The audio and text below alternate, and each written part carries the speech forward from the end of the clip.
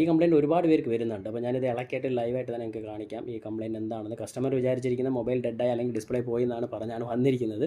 അപ്പോൾ ഞാൻ SIM tray ഇളക്കി. നല്ലൊരു മോഡലാണ് വെച്ചാൽ ബാക്ക് കവർ എന്ന് പറഞ്ഞാൽ നല്ല കപ്പ് പോലെ സെറ്റ് ചെയ്ത് ചെയ്യുന്നത് നല്ല സ്ട്രോങ് ആണ് കേട്ടോ. നഖം വെച്ചിട്ടൊന്നും ഇളക്കാൻ പറ്റുന്നില്ല. നല്ല സ്ട്രോങ് ആയ ബാക്ക് പാനലാണ്. ഇത് ഞാൻ ഇളക്കിയിട്ട് നിങ്ങൾക്ക് കാണിക്കാം. നല്ല സ്ട്രോങ് എന്ന് പറഞ്ഞാൽ നല്ല സ്ട്രോങ് ആണ്. ഞാൻ അധികം ഈ മോഡൽ കണ്ടിട്ടില്ല, ഓൺലൈൻ മോഡലാണെന്ന് തോന്നുന്നു. നിങ്ങളുടെ കയ്യിലുണ്ടെന്നുണ്ടെങ്കിൽ കമൻറ്റ് ചെയ്യാൻ മറക്കല്ലേ. അപ്പോൾ നമ്മുടെ ആയുധം എടുത്തു.